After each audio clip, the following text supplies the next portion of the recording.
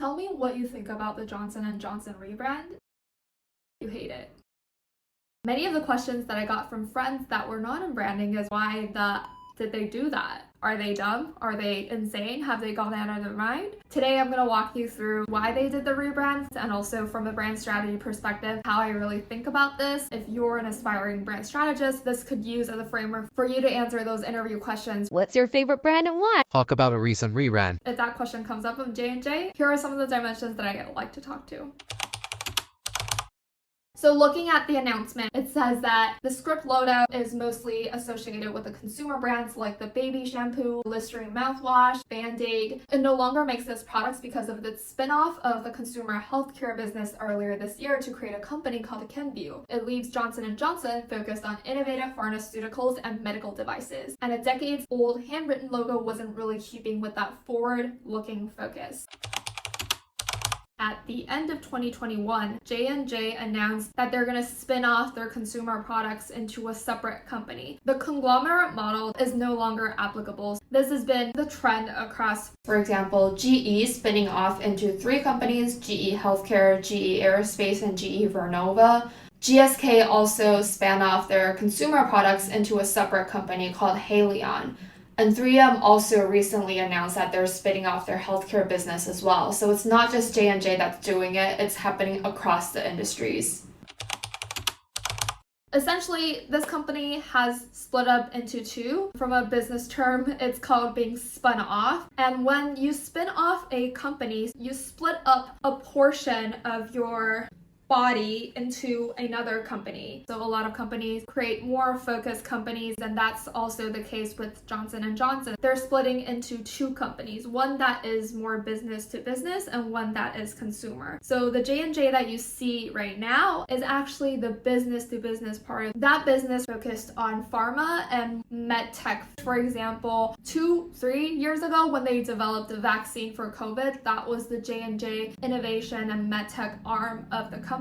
The J&J that we interact with, the new brand is called 𝐻𝐭𝐬𝐬. And this is getting into the specifics of a spinoff, but usually during a spinoff, they sell the product lines, the manufacturing, the facilities, but they don't spin off the actual trademark of the current company, which is Johnson&Johnson. So the new company can no longer call themselves Johnson&Johnson. They need a new name, even though the product names aren't changing. That's when this new 𝐻𝐭𝐬𝐬 brand comes in. It will be that parent company, kind of like Meta, Alphabet, that parent company that doesn't have the same name as the product brand. And within this new company, 𝐻𝐭𝐬𝐬, there's products that we're familiar with: Tylenol, Benadryl, Neutrogena, Johnson's, Aveeno, and Band-Aid. These are the product brands that are new under the company 𝐻𝐭𝐬𝐬. So J&J now only has that aspect of med tech brands like 𝐢𝐧𝐬𝐿 and also other companies that they've acquired throughout the years related to more surgery and medical technology. And the other arm is pharmaceuticals, which are closer to the doctors and the physicians, cardiovascular, immunology, oncology products.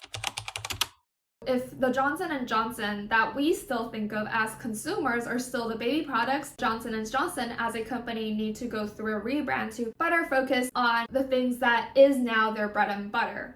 And that's the challenge that the company leadership will have to face. They decided to keep the Johnson&Johnson brand in the RemainCo, which is the part of the company that's not spun off. They decided to keep it because the Johnson&Johnson name has a lot of brand equity, meaning that people will know the brand when they see it and are even able to recall the brand from their memories. In fact, Johnson&Johnson was number 92 on the best global brands list in 2022. The brand value that the Johnson&Johnson brand has in the brand name, logo, and the colors and the feelings associated with the Johnson&Johnson's brand was worth $6.13 billion. That's just in the name and associations with Johnson&Johnson. But on the flip side of that brand equity is that there's also a lot of baggage with that name. So we know there was lawsuits that were filed against Johnson&Johnson, and that's something that the brand will have to overcome throughout time. Additionally, because it's used to be a business-to-business and a business-to-consumer brand, in an average consumer's mind, like me and you, we don't interact with the medtech part of the business. So we're always going to associate it more with the consumer products that used to be with the company. So the Johnson&Johnson brand will have to reintroduce itself as an innovation and technology company and shift the perception of the consumers and educate them. From the press release, the new logo is modernized for this next chapter. Each letter is drawn in one pen stroke, creating a contrast that delivers both a sense of unexpectedness and humanity. The company will embrace both the long and short form versions of the logo, expanding and building more equity around the short form J&J to show up in a more personable, contemporary way, especially in digital interfaces. The brand will also show up in motion and respond to the different environments. Some of that makes sense to me. The short form J&J to be a little bit more personable, contemporary. I think it makes sense that it's all about technology, innovation, but that one pen stroke, humanity, it's not really tying together. I would say it's missing the humanity from the script logo that it had before. It's definitely unexpected. That's something.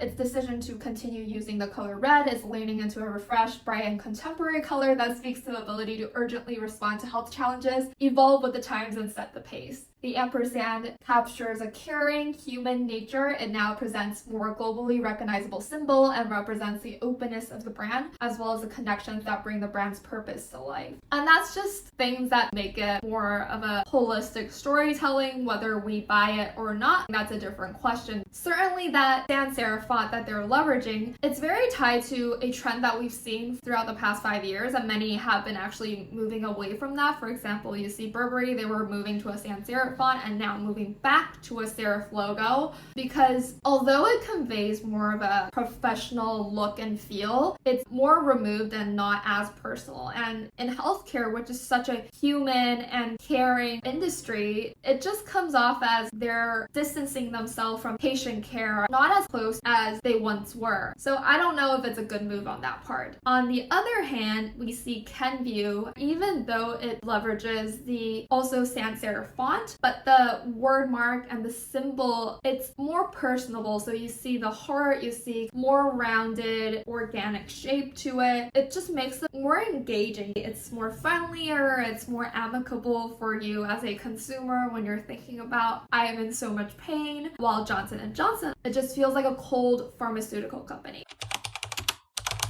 The company is updating its brand and uniting its medtech and pharmaceutical segments under the Johnson&Johnson brand to demonstrate its collective power in healthcare. The pharmaceutical segment was actually previously under the brand name Janssen. Now it's called Johnson&Johnson Innovative Medicine, and the medical technology segment will continue to be named Johnson&Johnson MedTech. It's quite interesting because they're deciding to unify the Johnson&Johnson brand under a monolithic brand strategy, which is when you're really building on that big and well-known Johnson&Johnson brand. Now we see Johnson&Johnson Innovative Medicine and also Johnson&Johnson MedTech as two key segments. However, if you do a double click on their website and go into the MedTech segment, you'll see that there's still a lot of other brands to be rationalized. Underneath, you see Cerenovus, Biosense Webster. It's employing a endorsed brand approach, but you also have other brands that are a Biomed that is employing an independent brand approach. Additionally, you also have Johnson&Johnson Vision that is still in the old script logo, kind of a sub-brand approach. At what we call the primary organizing principle level, it is a very strong monolithic brand, but then if you go down and double click into the second layer, you start to see all these brands that are still not rationalized. For me, I would say that it is moving towards a monolithic approach, but there are still a lot of opportunities to rationalize those brands underneath it. So looking at 𝐻𝐻𝐸, it's going to continue on with carrying all those brands that they have under their family, like Band-Aid, Tylenol, and it's very interesting to see. So after the spin-off, Johnson&Johnson is employing a monolithic brand approach. 𝐻𝐻𝐸 is on the other side of the spectrum, leveraging a independent brand model. So they're not really tying the 𝐻𝐻𝐸 brand directly to all the other product brands, but letting the product brands live on its own, which does have pros and cons. Pro is that the product brands have more awareness and recognition in the market right now, and 𝐻𝐻𝐸 simply doesn't. But if you think about all these different brands that you have to govern underneath your portfolio, it's going to require so much more in terms of investments. So you're going to need your own marketing dollars, you're going to need your own team to support that, you're going to have your own distribution channels. But from a consumer point of view, it might make sense because you're able to carve up a greater share of the market when you're going to the pharmacy and seeing all those brands. If you have those different brands, you're able to occupy more of the counter space and give consumers the impression that you're not one big company, but these smaller brands. So I think it does make sense, but I think it's just very interesting thing to think about. All in all, that's the rebrand of Johnson & Johnson. I think the reason why people don't like it and why you don't like it, it's probably because it feels cold and impersonable, and it's actually just nothing special. It just feels like the same old type of logo that we've seen over and over again. We want personality from a brand, but that logo is the first interaction that we have with a brand. So seeing it, you're gonna be able to get a taste of how the experience is going to be. And if the logo is cold and impersonal, I think consumers are expecting that to be the brand experience too. So let me know if you have any questions about how I thought about the brand, how to interview for a brand strategy job, or if there's another brand you want me to cover. That's all for today. I hope you enjoyed it, and I'll see you next time.